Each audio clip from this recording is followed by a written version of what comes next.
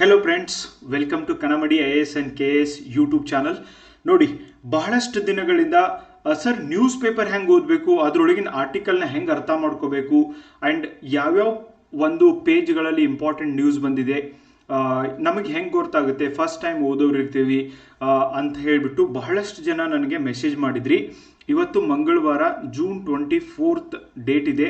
ಇವತ್ತಿನ ಒಂದು ಪ್ರಜಾವಾಣಿ ಪೇಪರನ್ನು ನಾನು ಹಾಕಿ ನಿಮಗೆ ಹೇಳ್ತಾ ಇದ್ದೀನಿ. This is front page, Bengaluru edition ನನ್ನ ಹತ್ರ ಇರೋದು.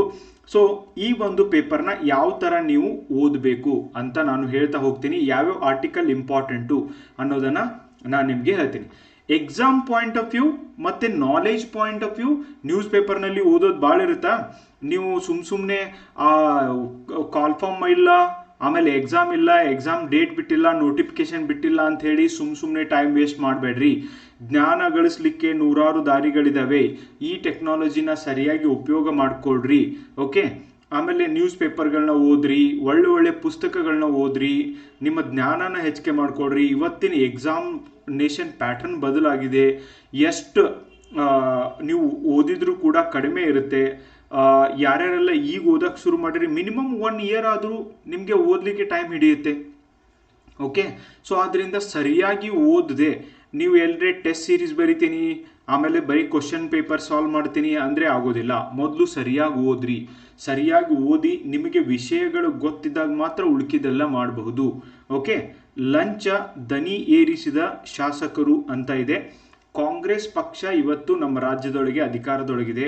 ನಿಮಗೆಲ್ಲ ಗೊತ್ತಿದ್ದಂಗೆ ಒಳ ಮೀಸಲಾತಿ ಅನ್ನುವಂಥ ಕಾರಣ ಹೇಳಿ ಕಾಲ್ಫಾರ್ಮ್ ಮಾಡದೇನೆ ವಿದ್ಯಾರ್ಥಿಗಳನ್ನು, ಜನರನ್ನು ಯಾಮಾರಿಸ್ತಾ ಇರುವಂಥ ಒಂದು ವಿಷಯ ಎಲ್ಲರಿಗೂ ಗೊತ್ತಿದೆ. ಎಷ್ಟೆಲ್ಲ ಕಾಂಪಿಟೇಟಿವ್ ಎಕ್ಸಾಮ್ ಒಳಗೂ ಭ್ರಷ್ಟಾಚಾರ ನಡೀತಾ ಇದೆ. ಆಮೇಲೆ ವಸತಿ ಇಲಾಖೆಯಲ್ಲಿ ಮನೆ ಹಂಚಿಕೆಯಲ್ಲೂ ಕೂಡ ಭ್ರಷ್ಟಾಚಾರ. ನೋಡಿ, ನಾನು ಹಾಗೆ ಕ್ಲಾಸ್ ಒಳಗೂ ಕೂಡ ಹೇಳ್ತಿರ್ತೀನಿ, ಹಿಂದಿನ ಸರ್ಕಾರ 40% ಸರ್ಕಾರ ಅಂಥೇಳಿ ಅದರ ಮೇಲೆ ಕರಪ್ಷನ್ ಚಾರ್ಜ್ ಇದ್ದು ಅದನ್ನು ಒಂದು ಎನ್ಕ್ವೈರಿ ಕೂಡ ಮಾಡಕ್ಕೆ. ಬಟ್ ಇವಾಗ ನಮ್ಮ ರಾಜ್ಯದೊಳಗೆ ಭ್ರಷ್ಟಾಚಾರ ತುಂಬಿ ತಿಳ್ಕಾಡ್ತಾ ಇರೋದನ್ನು ಕಾಣ್ತೀವಿ. 100% ಸರ್ಕಾರ ಇದೆ ಇದು. ಇವತ್ತು KPSC ವಿಷಯದೊಳಗಾಗಿರ್ಬೋದು, PSI ಎಕ್ಸಾಮ್ ವಿಷಯದೊಳಗಾಗಿರ್ಬೋದು, ಈ ಒಂದು ನೀಚ ಸರ್ಕಾರ ಎಷ್ಟೆಲ್ಲ ಮೋಸ ಮಾಡಿದೆ ನಿಮಗೆ ಗೊತ್ತಿದೆ. ಆ್ಯಂಡ್ ನೆಕ್ಸ್ಟ್ ಟೈಮ್ ವೋಟ್ ಹಾಕಬೇಕಾದ್ರೆ ಇವ್ರನ್ನೆಲ್ಲ ಓದಿ ತಿಳ್ಕೋರಿ. ಯಾರ್ಯಾರು ಏನೇನು ಹೇಳ್ತಿದ್ದಾರೆ, ಏನೇನು ಮಾಡ್ತಿದ್ದಾರೆ ಅಂತ ನಿಮಗೆ ಅವೇರ್ ಸಿಟಿಜನ್ ಆಗಲಿಕ್ಕೆ ಈ ಒಂದು ಆರ್ಟಿಕಲ್ ಹೆಲ್ಪ್ ಆಗುತ್ತೆ. ರಾಜ್ಯದೊಳಗೆ ಏನೇನು ನಡೀತಾ ಇದೆ, ಎಲ್ಲೆಲ್ಲಿ ಈ ಒಂದು ಸ್ಕ್ಯಾಮ್ಗಳಾಗ್ತಿದ್ದಾವೆ, ಅದನ್ನು ಅಪೋಸಿಷನ್ ಪಾರ್ಟಿಯವ್ರು ಏನು ಹೇಳ್ತಿದ್ದಾರೆ ಅದನ್ನು ಕೂಡ ಕೇಳ್ರಿ. ನಿಮಗೆ ಗೊತ್ತಾಗುತ್ತೆ ಭ್ರಷ್ಟಾಚಾರ ಎಷ್ಟು ಸೀರಿಯಸ್ ಇದೆ ಅಂತ. ನೆಕ್ಸ್ಟ್, ಅಮೇರಿಕ ಸೇನಾ ನೆಲೆಗಳ ಮೇಲೆ ಇರಾನ್ ದಾಳಿ. ಓಕೆ, ಮೊದಲು ಇಸ್ರೇಲ್ ಐತ್ಲಾ, ಇರಾನ್ ಮೇಲೆ ದಾಳಿ ಮಾಡ್ತು. ಆಮೇಲೆ ಇರಾನ್ ಹೋಗಿ ಇಸ್ರೇಲ್ ಮೇಲೆ ದಾಳಿ ಮಾಡ್ತು. ಈಗ ಅಮೇರಿಕ ಬಂದು ಇರಾನ್ ಮೇಲೆ ದಾಳಿ ಮಾಡಿದೆ. ಇರಾನ್ನ 3 ಪ್ಲೇಸ್ ಮೇಲೆ ದಾಳಿ ಮಾಡಿದೆ. ಈ ನ್ಯೂಕ್ಲಿಯರ್ ಎನರ್ಜಿ ಪ್ರೊಡಕ್ಷನ್ ಮಾಡುವಂಥ 3 ಪ್ಲೇಸ್ಗಳ ಮೇಲೆ. ಅದು ಆದಮೇಲೆ ಈಗ ಇರಾನ್ ಕತಾರ್ನಲ್ಲಿರುವ ಅಮೇರಿಕಾದ ಬೇಸ್ಗಳ ಮೇಲೆ, ಏರ್ ಬೇಸ್ ಮೇಲೆ ದಾಳಿ ಮಾಡಿದೆ. ಸೊ 3ನೇ ವಿಶ್ವ ಯುದ್ಧ ಅದು ಇದು ಅಂತ ಹೇಳ್ತಿದ್ದಾರೆ. ಬಟ್ ಈ ದೇಶಗಳ ನಡುವೆ ಕಾಮನ್ ಆಗಿದೆ ಗೈಸ್. ಇದರ ಒಂದು ಸ್ಟೋರಿನ ನೀವು ಕಂಪ್ಲೀಟಾಗಿ ನೋಡಬೇಕು ಅಂದರೆ ನಾನು ನಮ್ಮ ಯೂಟ್ಯೂಬ್ನಲ್ಲಿ ನಿನ್ನೆನೆ ಒಂದು ಪ್ರಬಂಧ ಮಾಡಿದ್ದೀನಿ. ಓಕೆ, ಇಸ್ರೇಲ್ ಮತ್ತು ಇರಾನ್ ನಡುವಿನ ಯುದ್ಧದ ಮೇಲೆ, ಇದರ ಮೇಲೆ ಪ್ರಬಂಧ ಕೇಳಿದ್ರು ಹೆಂಗೆ ಬರೀಬೇಕು ಅಂತ ಅದರ ಬೇಸಿಕ್ನೂ ಕೂಡ ಹೇಳಿದ್ದೀನಿ. ಸೊ ನೀವು ಅದನ್ನು ನೋಡಬಹುದು. ಓಕೆ, ಸೊ ಈ ಒಂದು ಮ್ಯಾಟರ್ ನಿಮಗೆ ಎಕ್ಸಾಮ್ಗೆ ಇಂಪಾರ್ಟೆಂಟ್. ಡೀಟೇಲ್ ಆಗಿ ಓದಬೇಕು. ಅಮೇರಿಕ ಹೆಂಗೆ ಬಾಂಬ್ ದಾಳಿ ನಡೆಸಿದೆ, ಆಮೇಲೆ ಅಣುಬಾಂಬ್ ಎಲ್ಲಿ ಹಾಕಿದೆ, ಆ್ಯಂಡ್ ಯಾವ ಉದ್ದೇಶಕ್ಕೆ ಹಾಕಿದೆ, ಅಣುಘಟಕಕ್ಕೆ ಇಸ್ರೇಲ್ ದಾಳಿ. ಓಕೆ, ಸೊ ಇಸ್ರೇಲ್ ಹೆಂಗೆ ದಾಳಿ ಮಾಡಿದೆ ಅನ್ನೋದನ್ನು ನೀವು ಡೀಟೇಲ್ ಆಗಿ ಓದ್ರಿ. ಇದನ್ನು ನಾನು ಕಂಪ್ಲೀಟ್ ಆಗಿ ಹೇಳಿದ್ದೀನಿ, ಅದಕ್ಕೆ ನಾನು ಇಲ್ಲಿ ಹೇಳ್ತಾ ಇಲ್ಲ. ಆ ಒಂದು ವಿಡಿಯೋನ ನೋಡ್ರಿ, 1 hour ವಿಡಿಯೋ ಇದೆ. ಆ್ಯಂಡ್ ನನಗೆ ಇವು ಸುಮ್ಮನೆ ಮೇಲಿಂದು ಸುಮ್ಮನೆ ಹೇಳಲಿಕ್ಕೆ ಬರೋದಿಲ್ಲ. 60% ಶುದ್ಧತೆ ಯುರೇನಿಯಂ ಖನಿಜ ಇದ್ದಾವೆ, ಇದಿಷ್ಟೇ ಓದ್ಕೋರಿ. ನೋ, ಇದು ಪೂರ್ತಿ ಆರ್ಟಿಕಲ್ ಓದಿದ್ರೆ ಮಾತ್ರ ನಿಮಗೆ ಉಪಯೋಗ ಆಗೋದು. ಸರ್ ಇದನ್ನು ಹೆಂಗ್ರಿ ಇಷ್ಟೇ ನೋಟ್ಸ್ ಮಾಡ್ಕೊಳ್ಳೋದು ಅಂದರೆ ಇದನ್ನು ಓದಿ ಒಂದು 4 ಪಾಯಿಂಟ್ನ ನೋಟ್ನ ಮಾಡ್ಕೋಬೋದು ನೀವು. ಅದು ಎಲ್ಲ ವಿಷಯಕ್ಕೆ ನೋಟ್ಸ್ ಮಾಡ್ಕೊಳ್ಳೋ ಅವಶ್ಯಕತೆ ಇಲ್ಲ. ಈಗ ನೋಡಿ, ಪಡಿತರ ಜೊತೆಗೆ ಇಂದಿರಾ ಕಿಟ್ ಅಂತ ಇದೆ. ಇದನ್ನು ನೋಟ್ಸ್ ಮಾಡ್ಕೊರಪ್ಪ ಒಂದು ಕಡೆ. KPSC ಕೇಳುವಂಥ ಎಲ್ಲ ಎಕ್ಸಾಮ್ಗೂ ಕೂಡ ನಿಮಗೆ ಮುಂದೆ ಇದು ಉಪಯೋಗಕ್ಕೆ ಬರ್ತದೆ. ಏನು ನೋಡಿ, ಇಂದಿರಾ ಆಹಾರ ಕಿಟ್ಗಳನ್ನು ಪ್ರತಿ ತಿಂಗಳು ವಿತರಿಸಲು ರಾಜ್ಯ ಸರ್ಕಾರ ನಿರ್ಧಾರ ಮಾಡಿದೆ. ಎದರಂದ್ರು ಅನ್ನಭಾಗ್ಯ ಯೋಜನೆಯಡಿ. ಓಕೆ, ಅನ್ನಭಾಗ್ಯ ಯೋಜನೆ ಅಡಿಯಲ್ಲಿ ಈಗ 5 ಕಿಲೋ 10 ಕಿಲೋ ಅಕ್ಕಿನ ಏನು ಎಕ್ಸ್ಟ್ರಾ ಕೊಡ್ತೀನಿ ಅಂತ ಹೇಳಿದ್ರು, ಇನ್ನೂ 5 ಕಿಲೋ ಏನು ಕೊಡ್ತೀನಿ ಅಂತ ಹೇಳಿದ್ರು, ಆ 5 ಕಿಲೋ ಅಕ್ಕಿ ಬದಲಾಗಿ ಈ ಇಂದಿರಾ ಕಿಟ್ ಅನ್ನ ಕೊಡ್ಲಿಕ್ಕೆ ರಾಜ್ಯ ಸರ್ಕಾರ ಮುಂದಾಗಿದೆ. ಆ ಕಿಟ್ ಒಳಗೆ ಏನೇನು ಉದ್ದೇಶಿಸಲಾಗಿದೆ ಹೀಗೆ ನೀವು ಕೊಟ್ಟೆ ಬಿಡ್ತಾರಂತ ಆಸೆ ಇಟ್ಕೊಂಡು ಕುಂಡ್ರಬೇಡ್ರಿ. 1 ಕಿಲೋ ಸಕ್ರೆ, 1 ಕಿಲೋ ಉಪ್ಪು, 1 ಕಿಲೋ ತೊಗರಿಬೇಳೆ, 1 ಲೀಟರ್ ಅಡಿಗೆ ಎಣ್ಣೆ, 100 ಗ್ರಾಮ್ ಚಹಾ ಪುಡಿ ಆ್ಯಂಡ್ ಕಾಫಿ ಪುಡಿ ಬೇರೆ 50 ಗ್ರಾಮ್, ವಾವ್, ಗೋಧಿ ಕೂಡ 2 ಕಿಲೋ. ಇನ್ನು ಏನೇನು ಕೊಡ್ತಾರೋ, ಏನೇನು ಕೊಟ್ಟು ಓಟ್ ಹಾಕಿಸ್ಕೋತಾರ, ಆಮೇಲೆ ಜಾಬ್ ಕರೀಲರೆ ರಾಜ್ಯದ ಯುವಕರನ್ನ ಯಾಮಾರಿಸ್ತಿದ್ದಾರೆ.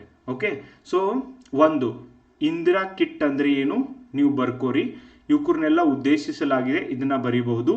ಓಕೆ, ರಾಷ್ಟ್ರೀಯ ಆಹಾರ ಭದ್ರತೆ ಕಾಯ್ದೆಯಡಿ ಅನ್ನಭಾಗ್ಯ ಯೋಜನೆಯಲ್ಲಿ ಆದ್ಯತಾ ಕುಟುಂಬಗಳಿಗೆ ಪಡಿತರ ಚೀಟಿಯನ್ನ ನೀಡಲಾಗಿದೆ ಅಂತ ಇದೆ. ಏನಿದು ರಾಷ್ಟ್ರೀಯ ಆಹಾರ ಭದ್ರತಾ ಕಾಯ್ದೆ? ಉದಾಹರಣೆಗೆ ಇದನ್ನ ಹೆಂಗೆ ನೋಟ್ಸ್ ಮಾಡ್ಕೋಬೇಕು ನೋಡ್ರಿ. ರಾಷ್ಟ್ರೀಯ ಆಹಾರ ಭದ್ರತೆ ಕಾಯ್ದೆ ಬರೋಕ್ಕಿಂತ ಮುಂಚೆ ಪ್ರತಿಯೊಂದು ಕುಟುಂಬಕ್ಕೂ ಕೂಡ ರೇಷನ್ ಕಾರ್ಡ್ ಇದ್ದವ್ರಿಗೆ 30 kg 35 kg ಅಕ್ಕಿನ ಕೊಡ್ತಿದ್ರು.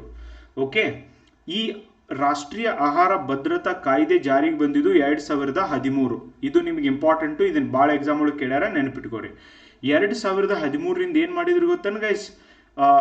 ಪ್ರತಿ ಒಂದು ಕುಟುಂಬದ ಸದಸ್ಯರು ಒಬ್ರು ಸದಸ್ಯರಿಗೆ ಪರ್ ಹೆಡ್ 5 kg, ಒಬ್ಬರಿಗೆ 5 kg 1 ತಿಂಗಳಿಗೆ ಅಂತ ರ್ಯಾಷನಾಲಿಟಿ ತಂದಿದ್ದಾರೆ. ಅಂದ್ರೆ ಒಂದು ಕುಟುಂಬದೊಳಗೆ ಇಬ್ರು ಕೂಡ ಮೊದಲು 35 kg ಕೊಡ್ತಿದ್ರು, ಆದ್ರೆ ಈಗ ಹಂಗಿಲ್ಲ, ಇಬ್ಬರಿದ್ರೆ 10 kg ಅಷ್ಟೇ. ಓಕೆ, ಅದು ರಾಷ್ಟ್ರೀಯ ಆಹಾರ ಭದ್ರತಾ ಕಾಯ್ದೆ ಬಂದ ಮೇಲೆ 2013ರಿಂದ ಇದನ್ನೇ ಜಾರಿಗೆ ತಂದಿದ್ದಾರೆ. ಆದ್ರೆ ಅನ್ನಭಾಗ್ಯ ಯೋಜನೆಯಡಿಯಲ್ಲಿ ಇನ್ನೂ ಆದ್ರೂ ಪರ್ ಹೆಡ್ 5 kg ಕೊಡ್ತಿದ್ದಾರೆ. ಸೊ 5 kg ಕೊಡೋ ಬದಲಿ ರಾಜ್ಯ ಸರ್ಕಾರ ಏನು ಹೇಳಿತು, 10 kg ಕೊಡ್ತೇವೆ ಅಂತ ಹೇಳಿದ್ರು. ಅಕ್ಕಿ ಕಮ್ಮಿ ಬಿದ್ದಾವು, ಅದೆಲ್ಲ ಕಾಂಟ್ರವರ್ಸಿ ಕೂಡ ಆಗಿತ್ತು. ಈಗ 5 kg ಅಕ್ಕಿ ಕೊಡ್ತೇವೆ, ಅದರ ಬದಲಿ ಇನ್ನೂ 5 kg ಅಕ್ಕಿ ಬದಲಿ ಈ ಇಂದಿರಾ ಕಿಟ್ ಅನ್ನ ಕೊಡ್ತೀವಿ ಅಂತ ಹೇಳ್ತಿದೆ. ಇಷ್ಟು ನಿಮಗೆ ಗೊತ್ತಿರಬೇಕು, ಇಷ್ಟು ನೀವು ನೋಟ್ಸ್ ಮಾಡ್ಕೋಬೇಕು. ಓಕೆ, ನೆಕ್ಸ್ಟ್ ನೋಡಿ, ಸಾಂಪ್ರದಾಯಿಕ ಎಣ್ಣೆಗಾನಗಳಿಗೆ ಮರುಜೀವ ಹೊಸ ಯೋಜನೆ ಮಾಡಿದೆ ರಾಜ್ಯ ಸರ್ಕಾರ. ಓಕೆ, ಹಳ್ಳಿಗಳಲ್ಲಿ ಕಣ್ಮರೆಯಾಗುತ್ತಿರುವ ಗಾಣದ ಎಣ್ಣೆ ತಯಾರಿಕಾ ಸಾಂಪ್ರದಾಯಿಕ ಪದ್ಧತಿಗೆ ಮರುಜೀವ ನೀಡಲಿಕ್ಕೆ 5,950 ಗ್ರಾಮ ಪಂಚಾಯಿತಿಗಳ ವ್ಯಾಪ್ತಿಯಲ್ಲಿ, ಇಂಪಾರ್ಟೆಂಟ್ ಆಯ್ತು. ಓಕೆ, 5,950 ಗ್ರಾಮ ಪಂಚಾಯಿತಿಗಳು ಇದಾವೆ ಕರ್ನಾಟಕದೊಳಗೆ. 2024-25ನೇ ಸಾಲಿನಲ್ಲಿ 1 ಲಕ್ಷ ತಲಾ 1 ಲಕ್ಷ ನೆರವಿನೊಂದಿಗೆ ರಾಷ್ಟ್ರೀಯ ಜೀವನೋಪಾಯ ಅಭಿಯಾನ, okay, NRLM, okay, national livelihood mission ಸಹಯೋಗದಲ್ಲಿ ಮಹಿಳಾ ಸ್ವಸಹಯೋಗದ ಸದಸ್ಯರಿಂದ ಗಾನ ನಡೆಸಲು ಗ್ರಾಮೀಣಾಭಿವೃದ್ಧಿ ಮತ್ತು ಪಂಚಾಯಿತಿ ಇಲಾಖೆ ಯೋಜನೆ ಅಡಿಯವರು ಈ ಯೋಜನೆಯನ್ನ ಮಾಡಿದ್ದಾರೆ. ಇಂಪಾರ್ಟೆಂಟ್ ಯೋಜನೆ ಇದು. ಓಕೆ, ಸೊ ಗಾನಗಳನ್ನ ಮರುಜೀವ ಮಾಡಲಿಕ್ಕೆ ಇಲ್ಲಿ ಪ್ಲಾನ್ ಮಾಡಲಾಗಿದೆ. ಫಸ್ಟ್ ಪೇಜ್ ಒಳಗೆ ನೋಡ್ರೋ ಗೈಸ್, ಇದು ಇಷ್ಟು ಇಂಪಾರ್ಟೆಂಟ್ ಇತ್ತು. ಸರ್ ಅದು ಕ್ರಿಕೆಟ್ದ್ರಿ? ನೋ, ಕ್ರಿಕೆಟ್ದು ಇಂಪಾರ್ಟೆಂಟ್ ಇಲ್ಲ. ಓಕೆ, ಸೊ ನೀವು ಇದನ್ನ ಇಷ್ಟು ಓದ್ಕೋಬಹುದು. ಅದು ಆದ್ಮೇಲೆ ನೆಕ್ಸ್ಟ್ ಬರುವಂಥವದವಲ್ಲ, ಇವು ಬೆಂಗಳೂರು ನಗರ ಅಂತ ಇದೆ ನೋಡ್ರಿ. ನೀವು ಯಾವ್ಯಾವ ನಗರದೊಳಗೆ ಇರ್ತೀರಿ ಅಲ್ಲಿನ ಲೋಕಲ್ ನ್ಯೂಸ್ ಇರ್ತವೆ. ನಾರ್ಮಲಿ ಹೇಳ್ತಾರೆ ಲೋಕಲ್ ನ್ಯೂಸ್ ಏನು ಕೇಳಂಗಿಲ್ಲ, ಓದಬಾರ್ದು ಅಂತ. ನೋ, ನಾನು ಹೇಳ್ತೀನಿ, ನೀವು ಯಾವ ಲೋಕಲ್ ಏರಿಯಾದೊಳಗೆ ಇರ್ತೀರಿ ಅಲ್ಲಿದ ಬಗ್ಗೆ ತಿಳ್ಕೋರಿ. ಸೊ ಅದನ್ನು ಓದೋದ್ರೊಳಗೆ ಏನು ತಪ್ಪಿಲ್ಲ, ನಿಮ್ದೇನು ಸಮಯ ಹಾಳಾಗೋದಿಲ್ಲ ಅದನ್ನಿಷ್ಟು ಓದಿದ್ರೆ. ಓಕೆ, ನೆಕ್ಸ್ಟ್, ಹೊಯ್ಸಳ ಶೈಲಿಯಲ್ಲಿ ತಲೆ ಎತ್ತುತ್ತಿರುವ ಧಾರ್ಮಿಕ ಸೌಧ. ಏನಿದು ಧಾರ್ಮಿಕ ಸೌಧ?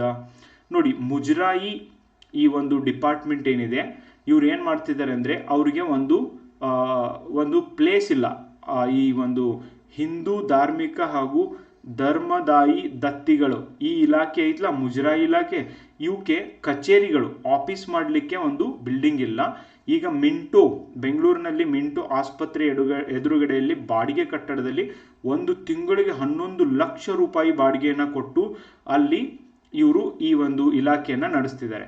ಅದರ ಬದಲಿಗೆ 6 ಗುಂಟೆ ಸ್ಥಳದಲ್ಲಿ ಓಕೆ, ಸೊ ಈ ಒಂದು ಕಟ್ಟಡವನ್ನು ನಿರ್ಮಾಣ ಮಾಡಲಿಕ್ಕೆ ಅದು ಹೊಯ್ಸಳ ಶೈಲಿಯಲ್ಲಿ ಮತ್ತು ಆಧುನಿಕ ಶೈಲಿಯಲ್ಲಿ ನಿರ್ಮಾಣ ಮಾಡಲಿಕ್ಕೆ ಪ್ಲ್ಯಾನ್ ಹಾಕಿದ್ದಾರೆ ಅಂತ ಇದೆ.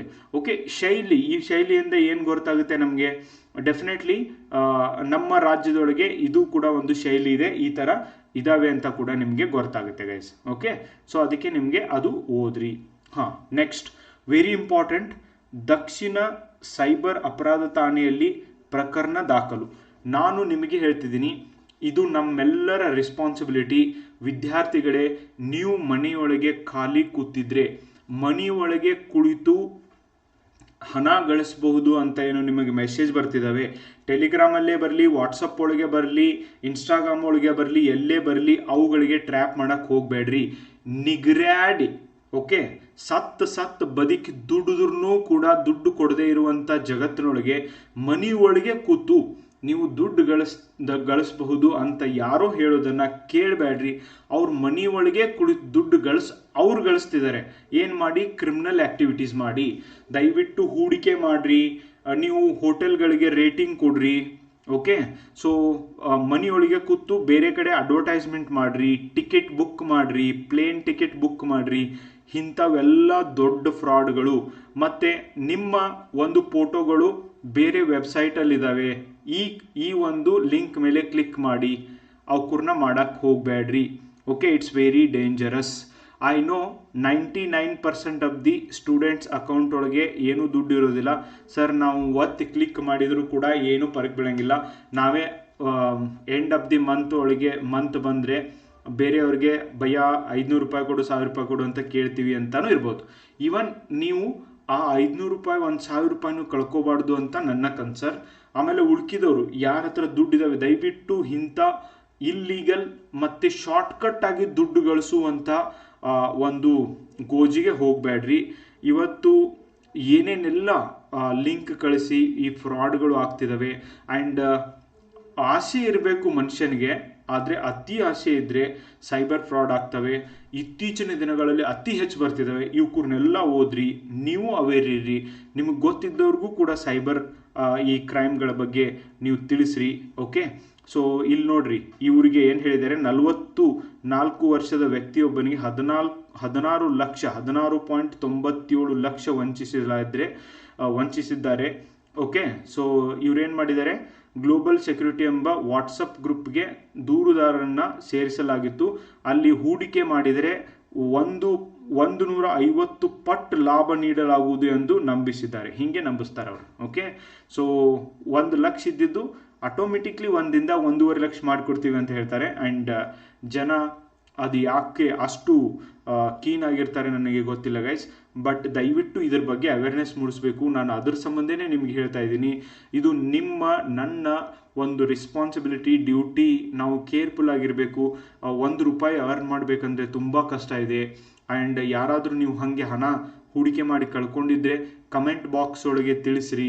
ನಿಮ್ಮ ಒಂದು ಸ್ಟೋರಿ ಐತ್ಲ, ಅದನ್ನು ಪೂರ್ತಿ ನೀವು ಹೆಂಗೆ ಹಣ ಕಳ್ಕೊಂಡ್ರಿ, ಏನು ಸಮಸ್ಯೆ ಆಗೈತಿ ಅದನ್ನು ಬರೀರಿ. ಬೇರೆಯವ್ರ ವಿದ್ಯಾರ್ಥಿಗಳು ಕೂಡ ಅದನ್ನು ಓದಲಿ, ಅವ್ರಿಗೂ ಕೂಡ ಇಂಥ ಮೋಸ ಆಗಬಾರ್ದು. ಒಟ್ಟಿನಲ್ಲಿ ಇದನ್ನು ನೀವು ಕರೆಕ್ಟಾಗಿ ವಿಚಾರ ಮಾಡಿ, ಅದಕ್ಕೆ ಯಾವುದೇ ಕಾರಣಕ್ಕೂ ಆನ್ಲೈನ್ ಒಳಗೆ ಅಂಥವೆಲ್ಲ ಮಾಡೋಕ್ಕೆ ಹೋಗಬೇಡ್ರಿ. ನೆಕ್ಸ್ಟ್, ಅಂಗನವಾಡಿ ಕಾರ್ಯಕರ್ತರು. ಈ ಆಶಾ ಕಾರ್ಯಕರ್ತರು ಅಂತ ಇದಾರಲ್ವಾ, ಅವರು ಆಪ್ತ ಸಮಾಲೋಚನೆ ಹೊಣೆಯನ್ನು ಕೂಡ ಅವರಿಗೆ ಕೊಟ್ಟಿದ್ದಾರೆ. ಅಷ್ಟೇ ಅಲ್ಲ, ಈ ಆತ್ಮಹತ್ಯೆ ತಡೆಗೆ ತರಬೇತಿಗಳನ್ನು ಕೂಡ ಅವರಿಗೆ ನೀಡಿದ್ದಾರೆ. ಆಲ್ರೆಡಿ ಈ ಒಂದು ಈ ರೂರಲ್ ಏರಿಯಾದೊಳಗೆ ಇವರು ಹೆರಿಗೆ ಕೆಲಸ ಆಗಿರ್ಬೋದು, ಹೋಲ್ ಲಾಟ್ ಆಫ್ ಥಿಂಗ್ಸ್ನ ಇವರು ನೋಡ್ಕೋತಿದ್ದಾರೆ. ಅಂಗನವಾಡಿ ಕೆಲಸ ಆಗಿರ್ಬೋದು. ಅವರಿಗೆ ಈವನ್ ಈ ಯಾರಾದರೂ ಖಿನ್ನತೆ ಒಳಗಾಗಿದ್ರೆ, ಡಿಪ್ರೆಷನ್ಗೆ ಒಳಗಾಗಿದ್ರೆ ಅಂಥವ್ರನ್ನ ಅದರಿಂದ ಹೊರಗೆ ತರಕ್ಕೆ ಏನೇನೆಲ್ಲ ಮಾಡಬೇಕು ಅಂತ ಕೂಡ ಅವ್ರಿಗೆ ಒಂದು ಟ್ರೈನಿಂಗ್ನ ಕೊಟ್ಟಿದ್ದಾರೆ. 14416 ಓಕೆ, ಟೆಲಿಮೆಡಿಸಿನ್, ಆಪ್ತ ಸಮಾಲೋಚನೆ. ಯಾರಾದರೂ ಖಿನ್ನತೆಗೆ ಒಳಗಾಗಿದ್ದರೆ ಅದರಿಂದ ಹೊರಗೆ ತರಲಿಕ್ಕೆ ಅವರು ಕರೆ ಮಾಡಬೇಕಾದಂಥ ನಂಬರ್ 14416. ಓಕೆ, ಈ ಒಂದು ನಂಬರ್ಗೆ ಕರೆ ಮಾಡೋದ್ರ ಮೂಲಕ ನೀವು ಆ ಸಹಾಯವನ್ನು ಪಡಿಬೋದು ಗೈಸ್. ಓಕೆ, ಯಾರಿಗಾದ್ರೂ ಅವಶ್ಯಕತೆ ಇದೆ ಅಂದರೆ ಡೆಫಿನೆಟ್ಲಿ ಅದರೊಳಗೆ ಏನೂ ತಪ್ಪಿಲ್ಲ. ಆ್ಯಂಡ್ ಡಿಸಪಾಯಿಂಟ್ಮೆಂಟ್ ಆಗಿರ್ಬೋದು, ಆ ಫ್ರಸ್ಟ್ರೇಷನ್ ಆಗಿರ್ಬೋದು ಆಗಿರುತ್ತೆ. But no problem at all. Okay, so ಅದರಿಂದ ಅದು ಕೂಡ ಒಂದು ನಿಮ್ಗೆ ಹೆಂಗೆ ಜ್ವರ ಇದೆಯೋ, ಜ್ವರ ಬರುತ್ತೋ ಹಾಗೆ ಅದು ಕೂಡ ಒಂದು ಕಾಯಿಲೆ ಅಷ್ಟೇ. ಓಕೆ, ಅದರ ಸಂಬಂಧ ನೀವು ಜಾಸ್ತಿ ವಿಚಾರ ಮಾಡುವಂಥ ಅವಶ್ಯಕತೆ ಇಲ್ಲ. Okay, next Lok Adalat. Okay, July 12ಕ್ಕೆ ಲೋಕ್ ಅದಾಲತ್, ಎಲ್ಲಿ? ದೊಡ್ಡಬಳ್ಳಾಪುರದಲ್ಲಿ. Lok Adalat is a mobile court. Okay, ಇಲ್ಲಿ ಸಿವಿಲ್ ಕೇಸ್ಗಳನ್ನು, ಕ್ರಿಮಿನಲ್ ಅಲ್ಲ, ಸಿವಿಲ್ ಕೇಸ್ಗಳನ್ನ ಮಾತ್ರ ಡೀಲ್ ಮಾಡಲಾಗುತ್ತೆ. ಇಲ್ಲಿ ಫೈನಲ್ ಆದಂಥ ಕೇಸ್ಗಳನ್ನು ಬೇರೆ ಯಾವ ಕೋರ್ಟ್ಗೂ ಹೋಗಂಗಿಲ್ಲ. Mostly family case, okay, divorce case, family case ಏನಿರ್ತವೆ ಅಂಥ ಕೇಸಸ್ಗಳನ್ನ ಇಲ್ಲಿ ಡೀಲ್ ಮಾಡಲಾಗುತ್ತೆ. ಓಕೆ, ಸೊ ಅದಕ್ಕೆ ಲೋಕ ಅದಾಲತ್ ಅಂತ ಕರೀತಾರೆ, just like courts. Okay, next ಇವತ್ತಿನ ಒಂದು ಪೇಪರಲ್ಲಿ ನೋಡಬೇಕಾದ್ರೆ, ವಿಷಯಗಳನ್ನ ನೋಡಬೇಕಾದ್ರೆ, ಎಸ್, ಈ ಒಂದು ಸೈನ್ಸ್ ಬಗ್ಗೆ ಕೂಡ ಒಂದೆರಡು ಆರ್ಟಿಕಲ್ ಬಂದಿದ್ದಾವೆ. ಓಕೆ, ಅದ್ರ ಬಗ್ಗೆ ನಿಮಗೆ ಹೇಳ್ತೀನಿ. ಅದರೊಳಗೆ ಹಿಂದಿನ ವರ್ಷ ಯಾವ ಕ್ವಶನ್ ಬಂದಿದ್ದಾವೆ ಅಂತ. ಹಾಂ, ನೋಡಿ, ಇದು ಈ ಒಂದು ಜೂನ್ 24 ಪೇಜ್ ನಂಬರ್ 4ರಲ್ಲಿ ಮೆದುಳಿನ ಗಡ್ಡೆಗಳೆಲ್ಲ ಕ್ಯಾನ್ಸರ್, ಮೆದುಳಿನ ಗಡ್ಡೆಗಳೆಲ್ಲ ಕ್ಯಾನ್ಸರ್ ಅಲ್ಲ ಅಂತ ಒಂದು ಆರ್ಟಿಕಲ್ ಬಂದಿದೆ ಗೈಸ್. ಓಕೆ, ಒಂದು ಅಂದಾಜಿನ ಪ್ರಕಾರ ದೇಹದಲ್ಲಿ ಕಂಡುಬರುವ ಗಡ್ಡೆಗಳ ಪೈಕಿ 9% ಮೆದುಳುಗಳಲ್ಲೇ ಇರ್ತವೆ. ಓಕೆ, ಸೊ ಈ ಗೆಡ್ಡೆಗಳ ವಿವಿಧ ಹೆಸರುಗಳು, ಆಮೇಲೆ ನರದ ಚಿಕಿತ್ಸೆ, ಸೊ ಅದಕ್ಕೆ ಏನು ಸೊಲ್ಯೂಷನ್ ಇದೆ ಅನ್ನೋದನ್ನ, ಬ್ರೈನ್ ಟ್ಯೂಮರ್ ಬಗ್ಗೆ ಒಂದು ಆರ್ಟಿಕಲ್ ಬಂದಿದೆ. ಎಸ್, ನಾಲೆಜ್ ನಿಮಗೆ ಇರಲೇಬೇಕು, ನಮ್ಮ ಜೀವನಕ್ಕೂ ಆಗಿರ್ಬೋದು, ನಾಳೆ ಎಕ್ಸಾಮ್ ಒಳಗೂ ಆಗಿರ್ಬೋದು. ಈ ರೋಗದ ಲಕ್ಷಣಗಳೇನಿದಾವೆ ಇದನ್ನ ಡೀಟೇಲ್ ಆಗಿ ಓದ್ರಿ. ನಾ ಆಲ್ರೆಡಿ ಡೀಟೇಲ್ ಆಗಿ ಓದಿ ನಮ್ಮ ಟೆಲಿಗ್ರಾಮ್ ಗ್ರೂಪ್ ಒಳಗೂ ಕೂಡ ಇದನ್ನ ಶೇರ್ ಮಾಡಿದ್ದೀನಿ. ಆ್ಯಂಡ್ ಇದನ್ನ ನೀವು ಕೂಡ ಒಂದು ಬಾರಿ ಓದಿ ಗೈಸ್, ಇದು ಇಂಪಾರ್ಟೆಂಟ್ ಆರ್ಟಿಕಲ್. ನೆಕ್ಸ್ಟ್, ಜ್ವರ ಎಂಬುದು ದೇಹಕ್ಕೆ ಸಹಜ. ಎಸ್, ಜ್ವರ ಎಂಬುದು ದೇಹಕ್ಕೆ ಸಹಜ. ಎಲ್ಲರಿಗೂ ಜ್ವರ ಬರ್ತವೆ, ಜ್ವರ ಬರಬೇಕು, ಒಳ್ಳೆಯದು. ಎಸ್, ಜ್ವರ ಬಂದರೆ ಇನ್ಫ್ಯಾಕ್ಟ್ ಒಳ್ಳೆಯದು ಗೈಸ್. ಆದರೆ ಜ್ವರ ಜಾಸ್ತಿ ಆದರೆ ಪ್ರಾಬ್ಲಮ್, ಜ್ವರ ಜಾಸ್ತಿ ಆದಾಗ ನಿಮಗೆ ಪ್ರಾಬ್ಲಮ್ ಆಗುತ್ತೆ. ಸೊ ಅದ್ರ ಬಗ್ಗೆ ದೇಹದ ತಾಪಮಾನ ನಿಯಂತ್ರಣ ಹೆಂಗಾಗುತ್ತೆ, ಏನಾಗುತ್ತೆ ಅನ್ನೋದನ್ನ ಕಂಪ್ಲೀಟ್ ಆಗಿ ಆರ್ಟಿಕಲ್ ಕೊಟ್ಟಿದ್ದಾರೆ. ಇದನ್ನ ಕ್ವಶನ್ ಕೇಳಿದ್ದಾರೆ, PSI ಎಕ್ಸಾಮಲ್ಲಿ ನಿಮಗೆ ಕ್ವಶನ್ ಕೇಳಿದ್ದಾರೆ. ದೇಹದ ತಾಪಮಾನವನ್ನ ಮೆದುಳಿನ, ಓಕೆ, ಸೊ ಹೈಪೋಥೆಲಾಮಸ್ ಎಂಬ ಭಾಗವು ನಿಯಂತ್ರಿಸುತ್ತದೆ. ನೋಡ್ರಿ, ಈ ಪೂರ್ತಿ ಆರ್ಟಿಕಲ್ ಓದಬೇಕಾದ್ರೆ ನನಗೆ ಗೊತ್ತಾಗಿದ್ದು ಇದನ್ನ ಕ್ವಶನ್ ಕೇಳಿದ್ದಾರೆ. ಓಕೆ, ಸೊ ಡೆಫಿನೆಟ್ಲಿ ಇದು ನಿಮಗೆ ಇಂಪಾರ್ಟೆಂಟ್ ಗೈಸ್. ಓಕೆ, ಇದನ್ನ ಮೆದುಳಿನ ಬಗ್ಗೆ ಕಂಪ್ಲೀಟ್ ಆಗಿ ಕೊಟ್ಟಿದ್ದಾರೆ, ಹೆಂಗೆ ಮಾನವ ದೇಹವನ್ನ ಇದು ಕಂಟ್ರೋಲ್ ಮಾಡುತ್ತೆ ಅಂತ ಹೇಳ್ಬಿಟ್ಟು ಈ ಆರ್ಟಿಕಲ್ನಲ್ಲಿ ಇದು ಇಂಪಾರ್ಟೆಂಟ್, ಹೈಪೋಥೆಲಾಮಸ್. ಓಕೆ, ಸೊ ಇದನ್ನ ಓದ್ರಿ, ಈ ಆರ್ಟಿಕಲ್ನ ಓದ್ರಿ. ಅದು ಆದಮೇಲೆ ನೆಕ್ಸ್ಟು ಇಲ್ಲೊಂದು, ಇದು ಬೆಂಗಳೂರು ಎಡಿಷನ್ ಒಳಗೆ ಮಾತ್ರ ಬಂದಿದೆಯಾ, ಇದು ಧಾರವಾಡದ ಎಡಿಷನ್ ಒಳಗೆ ಬಂದಿಲ್ಲ. ಬಟ್ ಇದು ಕಾನ್ಸೆಪ್ಟ್ ಹಿಂಗಂದ್ರೆ ಏನು ಅಂತ ಹೇಳ್ತೀನಿ ನೋಡಿ. ಅಮೆಕಸ್ ಕ್ಯೂರಿ ನೇಮಕ ಅಂತ ಇದೆ. ಎದ್ರ ಸಂಬಂಧ, ಹಿಂಗಂದ್ರೆ ಏನು ಒಂದು ಸಾರ್ತಿ ಹೇಳ್ತೀನಿ, ನಿಮಗೆ ಫಿಕ್ಸ್ ಆಗಿಬಿಡುತ್ತೆ ನೋಡಿ. RCB ವಿಜಯೋತ್ಸವದ ವೇಳೆ ಚಿನ್ನಸ್ವಾಮಿ ಕ್ರೀಡಾಂಗಣದ ಬಳಿ ಉಂಟಾದ ಕಾಲ್ತುಳಿತದಲ್ಲಿ ಡಾಕ್ಯುಮೆಂಟ್ಸ್ ಪ್ರಕಾರ 11 ಮಂದಿ ಮೃತಪಟ್ಟ ಘಟನೆ ಸಂಬಂಧಿಸಿದಂತೆ ಹೈಕೋರ್ಟ್ ದಾಖಲಿಸಿಕೊಂಡಿರುವ ಪ್ರಕರಣದಲ್ಲಿ, ಓಕೆ, ಹೈಕೋರ್ಟ್ ತನ್ನಷ್ಟು ತಾನೇ ಪ್ರಕರಣವನ್ನು ದಾಖಲಿಸಿಕೊಂಡಿದೆ. ಸೊ ಈಗ ಹೈಕೋರ್ಟ್ ಈ ವಿಷಯವನ್ನ ಪೂರ್ತಿ ಡೀಟೇಲ್ ಆಗಿ ವರದಿ ಕೊಡಲಿಕ್ಕೆ, ಅಲ್ಲಿ ಏನೇನಾಯಿತು ಅಂತ ಕಂಪ್ಲೀಟ್ ಆಗಿ ವರದಿ ಕೊಡಲಿಕ್ಕೆ ಅಮೆಕಸ್ ಕ್ಯೂರಿಯನ್ನ ನೇಮಕ ಮಾಡಿದೆ. ನಾನು ರೀಸೆಂಟ್ಲಿ ಒಂದು ಆರ್ಟಿಕಲ್, ಒಂದು ವಿಡಿಯೋ ಮಾಡಿದ್ದೆ ನಮ್ಮ ಯೂಟ್ಯೂಬ್ ಒಳಗೆ. UPSC ಒಳಗೂ ಕೂಡ ಅನ್ಯಾಯ ಆಗ್ತಾ ಇದೆ, ಅನ್ಯಾಯಗಳನ್ನ ಸರಿಪಡಿಸಬೇಕು ಅಂತ ಹೇಳ್ಬಿಟ್ಟು ಆರ್ಟಿಕಲ್ ಅಲ್ಲೂ ನಾ ಅಮೆಕಸ್ ಕ್ಯೂರಿ ಅನ್ನೋದನ್ನ ಉಪಯೋಗ ಮಾಡಿದ್ದೆ. ಹಿಂಗಂದ್ರೆ ಏನು ನೋಡಿ, ಅಮೆಕಸ್ ಕ್ಯೂರಿ ಅಂದ್ರೆ, okay, friend of a court ಅಂತ ಇದ್ರ ಮೀನಿಂಗ್ ಆಗುತ್ತೆ ಗೈಸ್. ಕೋರ್ಟಿನ ಸ್ನೇಹಿತ, ನ್ಯಾಯಾಲಯದ ಸ್ನೇಹಿತ ಅಂತ ಆಗುತ್ತೆ. ಏನು ನೋಡಿ, ನಾರ್ಮಲಿ ಈಗ RCB ಕಾಲ್ತುಳಿತ ಆಗಿದೆ, RCB ವಿಜಯೋತ್ಸವದಲ್ಲಿ ಕಾಲ್ತುಳಿತ ಆಗಿದೆ. Okay, fine.